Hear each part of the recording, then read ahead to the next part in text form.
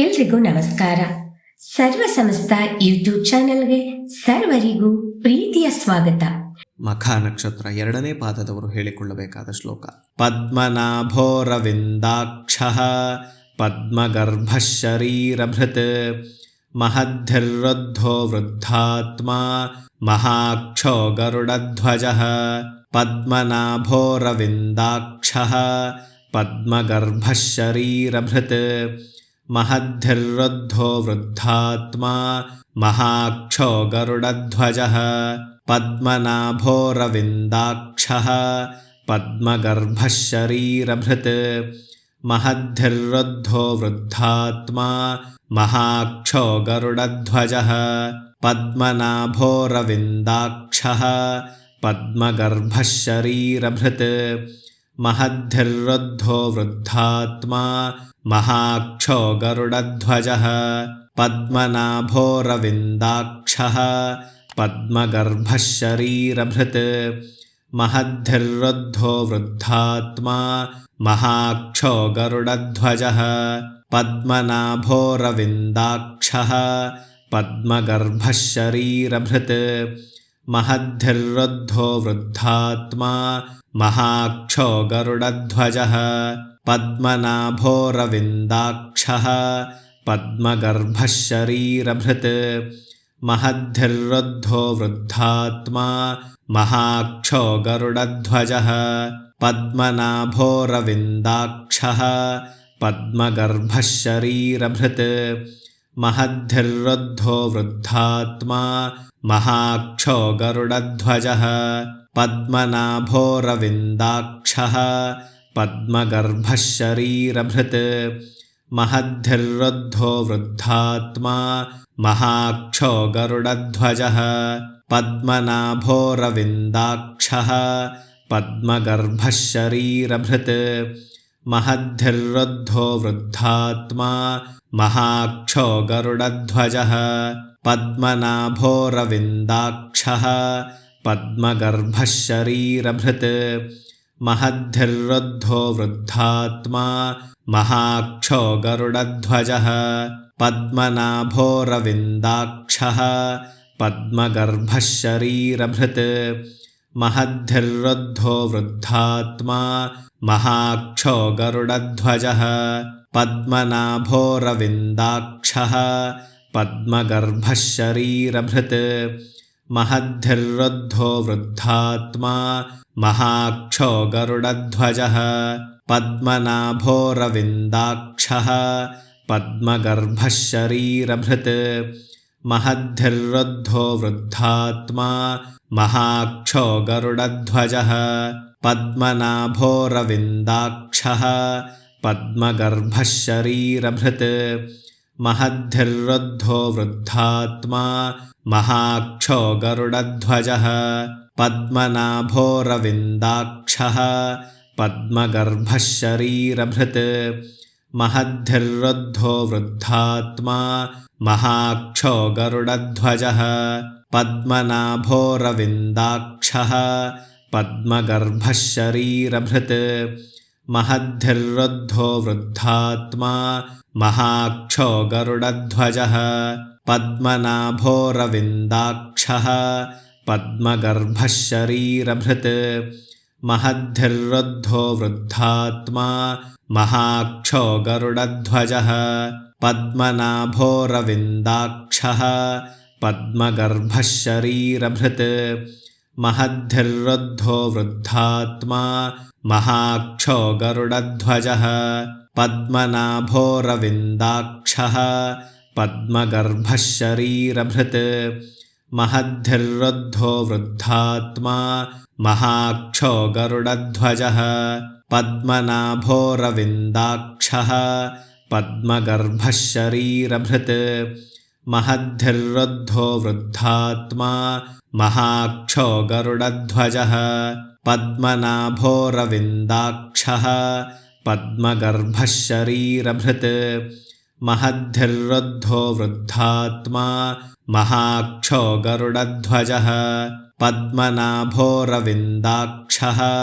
ಪದ್ಮಗರ್ಭಃ ಶರೀರಭೃತ್ महद्धिर्रुद्धो वृद्धात्मा महाक्षो गरुडध्वजः पद्मनाभोरविन्दाक्षः पद्मगर्भः शरीरभृत् महद्धिर्रुद्धो वृद्धात्मा महाक्षो गरुडध्वजः पद्मनाभोरविन्दाक्षः पद्मगर्भः शरीरभृत् महद्धिर्रुद्धो वृद्धात्मा महाक्षो गरुडध्वजः पद्मनाभोरविन्दाक्षः पद्मगर्भः शरीरभृत् महद्धिर्रुद्धो वृद्धात्मा महाक्षो गरुडध्वजः पद्मनाभोरविन्दाक्षः पद्मगर्भः शरीरभृत् महद्धिर्रुद्धो वृद्धात्मा महाक्षो गरुडध्वजः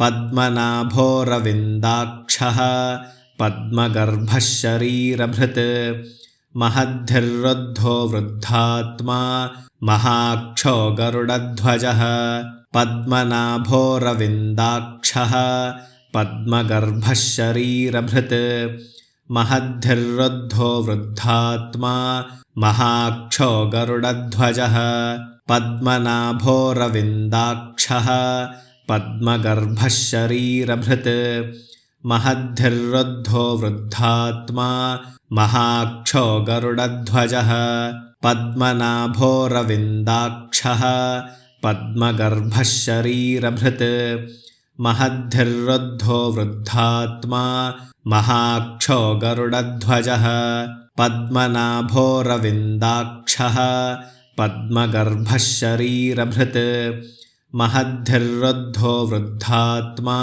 महाक्षो गरुडध्वजः पद्मनाभोरविन्दाक्षः पद्मगर्भः शरीरभृत् महद्धिर्रुद्धो वृद्धात्मा महाक्षो गरुडध्वजः पद्मनाभोरविन्दाक्षः पद्मगर्भः शरीरभृत् महद्धिर्रुद्धो वृद्धात्मा महाक्षो गरुडध्वजः पद्मनाभोरविन्दाक्षः पद्मगर्भः शरीरभृत् महद्धिर्रुद्धो वृद्धात्मा महाक्षो गरुडध्वजः पद्मनाभोरविन्दाक्षः पद्मगर्भः शरीरभृत् महद्धिर्रुद्धो वृद्धात्मा महाक्षो गरुडध्वजः पद्मनाभोरविन्दाक्षः पद्मगर्भः शरीरभृत्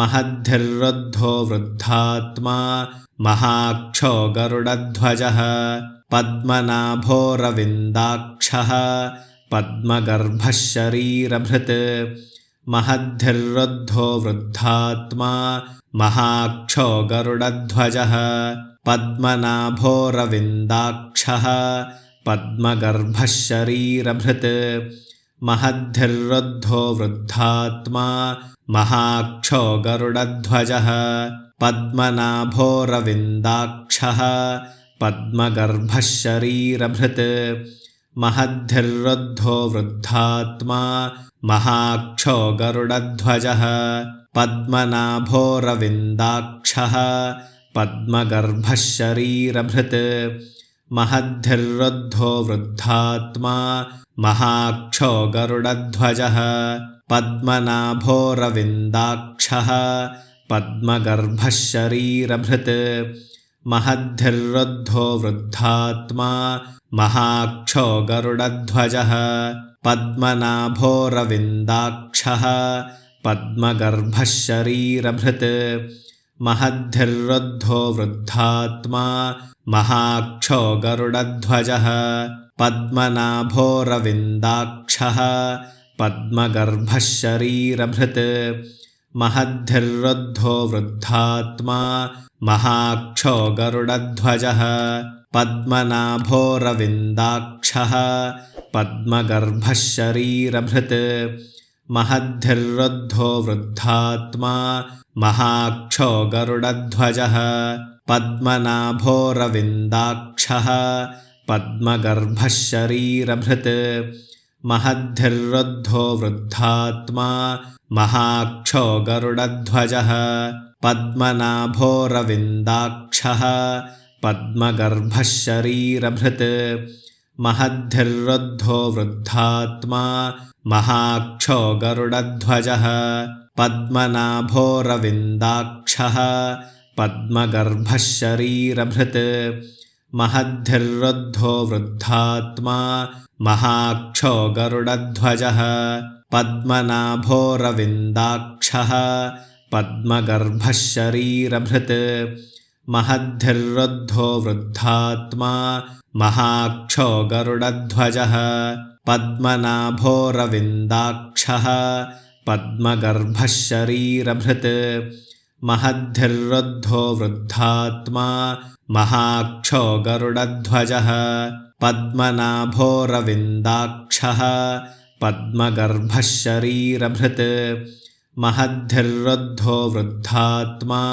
महाक्षो गरुडध्वजः पद्मनाभोरविन्दाक्षः पद्मगर्भः शरीरभृत् महद्धिर्वृद्धो वृद्धात्मा महाक्षो गरुडध्वजः पद्मनाभोरविन्दाक्षः पद्मगर्भः शरीरभृत् महद्धिर्वृद्धो वृद्धात्मा महाक्षो गरुडध्वजः पद्मनाभोरविन्दाक्षः पद्मगर्भः शरीरभृत् महद्धिर्वृद्धो वृद्धात्मा महाक्षो गरुडध्वजः पद्मनाभोरविन्दाक्षः पद्मगर्भः शरीरभृत् महद्धिर्वृद्धो वृद्धात्मा महाक्षो गरुडध्वजः पद्मनाभोरविन्दाक्षः पद्मगर्भः शरीरभृत्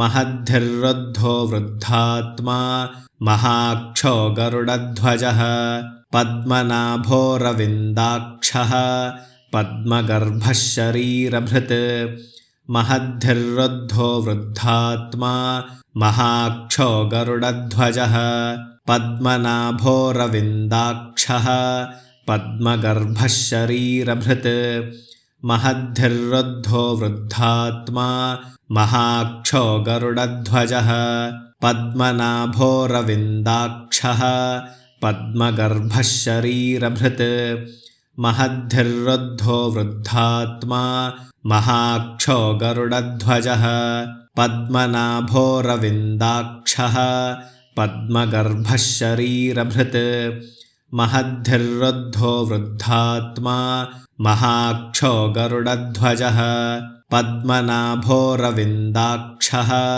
पद्मगर्भः शरीरभृत् महद्धिर्वृद्धो वृद्धात्मा महाक्षो गरुडध्वजः पद्मनाभोरविन्दाक्षः पद्मगर्भः शरीरभृत् महद्धिर्वृद्धो वृद्धात्मा महाक्षो गरुडध्वजः पद्मनाभोरविन्दाक्षः पद्मगर्भः शरीरभृत् महद्धिर्वृद्धो वृद्धात्मा महाक्षो गरुडध्वजः पद्मनाभोरविन्दाक्षः पद्मगर्भः शरीरभृत् महद्धिर्वृद्धो वृद्धात्मा महाक्षो गरुडध्वजः पद्मनाभोरविन्दाक्षः पद्मगर्भः शरीरभृत् महद्धिर्वृद्धो वृद्धात्मा महाक्षो गरुडध्वजः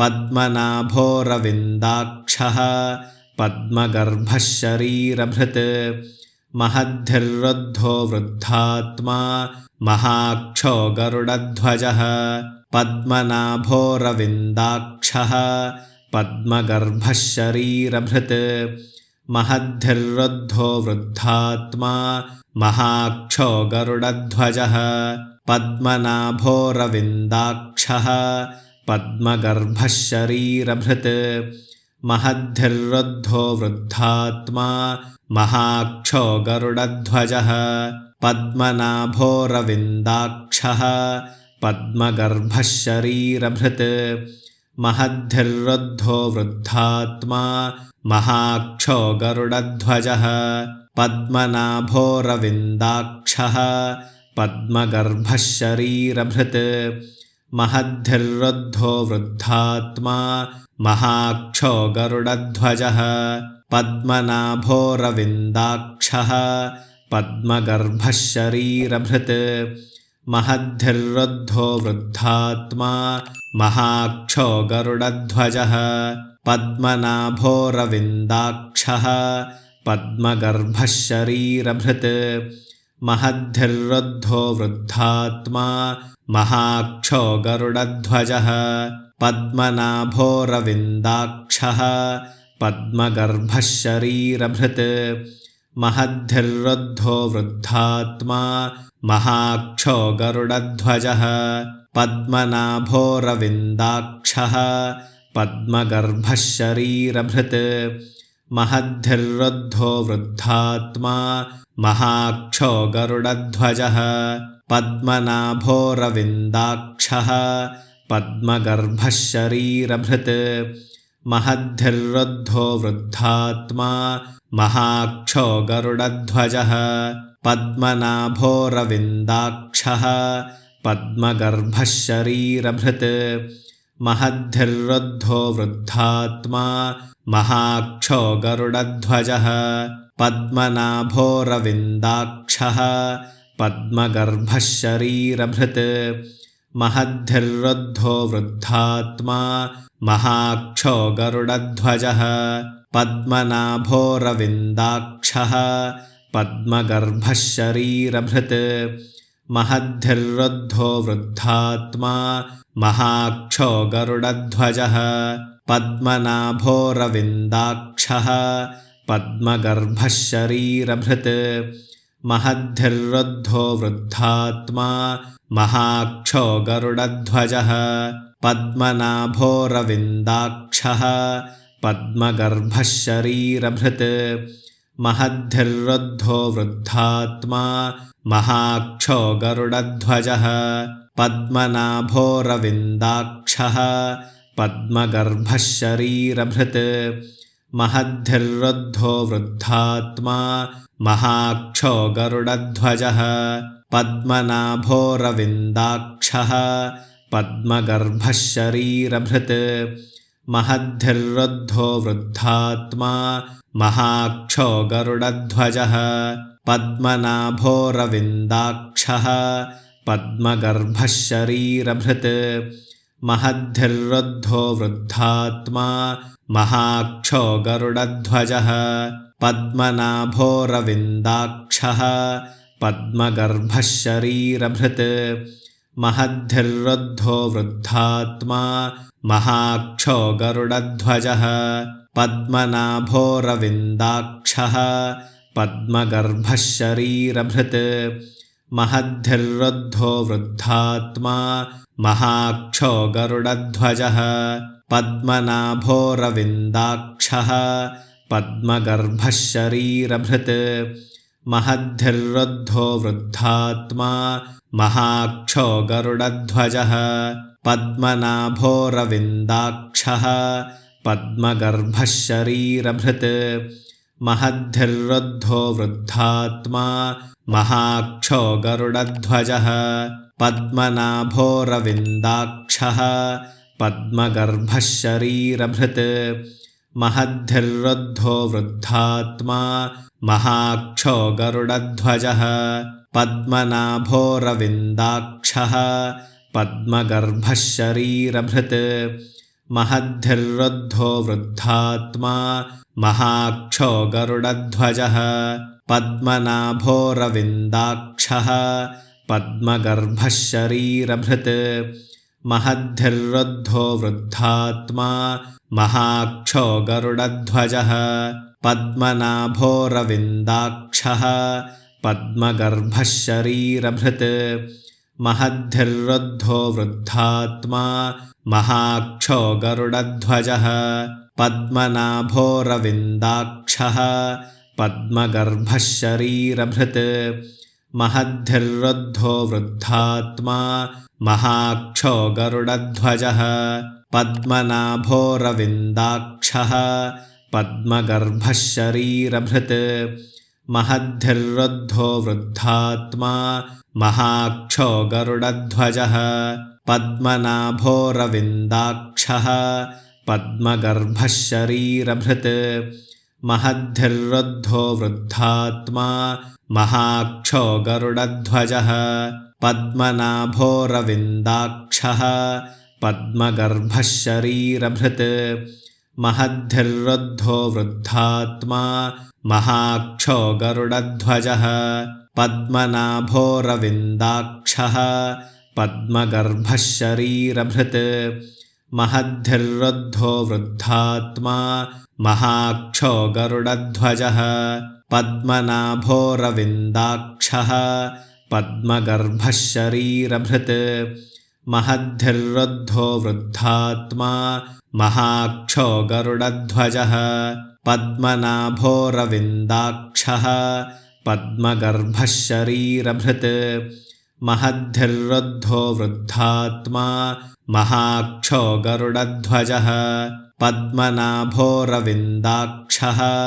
पद्मगर्भः शरीरभृत् महद्धिर्वृद्धो वृद्धात्मा महाक्षो गरुडध्वजः पद्मनाभोरविन्दाक्षः पद्मगर्भः शरीरभृत् महद्धिर्वृद्धो वृद्धात्मा महाक्षो गरुडध्वजः पद्मनाभोरविन्दाक्षः पद्मगर्भः शरीरभृत् महद्धिर्वृद्धो वृद्धात्मा महाक्षो गरुडध्वजः पद्मनाभोरविन्दाक्षः पद्मगर्भः शरीरभृत् महद्धिर्वृद्धो वृद्धात्मा महाक्षो गरुडध्वजः पद्मनाभोरविन्दाक्षः पद्मगर्भः शरीरभृत् महद्धिर्वृद्धो वृद्धात्मा महाक्षो गरुडध्वजः पद्मनाभोरविन्दाक्षः पद्मगर्भः शरीरभृत् महद्धिर्वृद्धो वृद्धात्मा महाक्षो गरुडध्वजः पद्मनाभोरविन्दाक्षः पद्मगर्भः शरीरभृत् महद्धिर्वृद्धो वृद्धात्मा महाक्षो गरुडध्वजः पद्मनाभोरविन्दाक्षः पद्मगर्भः शरीरभृत् महद्धिर्वृद्धो वृद्धात्मा महाक्षो गरुडध्वजः पद्मनाभोरविन्दाक्षः पद्मगर्भः शरीरभृत् महद्धिर्वृद्धो वृद्धात्मा महाक्षो गरुडध्वजः पद्मनाभोरविन्दाक्षः पद्मगर्भः शरीरभृत् महद्धिर्वृद्धो वृद्धात्मा महाक्षो गरुडध्वजः पद्मनाभोरविन्दाक्षः पद्मगर्भः शरीरभृत् महद्धिर्वृद्धो वृद्धात्मा महाक्षो गरुडध्वजः पद्मनाभोरविन्दाक्षः पद्मगर्भः शरीरभृत् महद्धिर्वृद्धो वृद्धात्मा महाक्षो गरुडध्वजः पद्मनाभोरविन्दाक्षः पद्मगर्भः शरीरभृत् महद्धिर्वृद्धो वृद्धात्मा महाक्षो गरुडध्वजः पद्मनाभोरविन्दाक्षः पद्मगर्भः शरीरभृत् महद्धिर्वृद्धो वृद्धात्मा महाक्षೋ ಗರುಡಧ್ವಜಃ. ಈ ಎಲ್ಲಾ ಶ್ಲೋಕಗಳನ್ನು ದಿನನಿತ್ಯ ಅಭ್ಯಾಸ ಮಾಡುತ್ತಾ ನಿಮ್ಮ ಬಂಧು ಬಾಂಧವರೊಂದಿಗೆ ಈ ವಿಡಿಯೋನ ಹಂಚಿಕೊಳ್ಳಿ. ಈ ವಿಡಿಯೋನ ನೋಡ್ತಾ ಇರುವಂತ ಎಲ್ಲರೂ ದಯವಿಟ್ಟು ಲೈಕ್ ಮಾಡಿ, ಶೇರ್ ಮಾಡಿ, ಕಮೆಂಟ್ ಮಾಡಿ. ಹೊಸದಾಗಿ ನೋಡ್ತಾ ಇದ್ರೆ ದಯವಿಟ್ಟು ಸಬ್ಸ್ಕ್ರೈಬ್ನ ಮಾಡ್ಕೊಳ್ಳಿ. ಧನ್ಯವಾದಗಳು. ನಮಸ್ಕಾರ. ಸರ್ವೇ ಜನಾಃ ಸುಖಿನೋ ಭವಂತು. ಸಮಸ್ತ ಸನ್ಮಂಗಳಾನಿ ಭವಂತು.